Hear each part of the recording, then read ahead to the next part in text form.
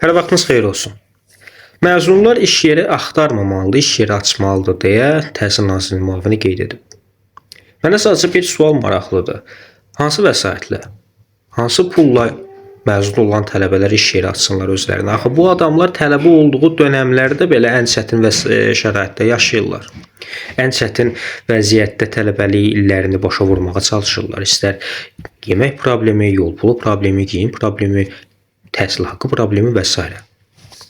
Axı bu adamlar məzun olduqdan sonra iş tapmağa belə çətinlik çəkdiyi bir dönəmdə, təhsilin bu vəziyyətdə olduğu, gəncliyin bu vəziyyətdə olduğu dönəmdə axı necə bir Təhsil Nazirliyində rəhbər strukturunda vəzifəsində çalışan bir şəxs göz görə bu ifadəni işlədə bilər? Axı bu adamlar görəsən fərqinə varmırmı ki, ölkədə gəncliyin vəziyyəti, təhsilin vəziyyəti hansı səviyyədədir? Mən əminəm ki, varırlar, amma mənə də bu sual qaranlıqdır ki, niyə insanların qəsdən sinir sisteminə və yaxud da onların təəccübünə səbəb ola biləcək bir ifadələr işlədirlər? Bir çox strukturlarda mən bunu görmüşəm sahələrdə. Axı bu adamlar niyə insanların, gəncliyin vəziyyətini anlamadan danışmağa çıxış etməyə çalışırlar?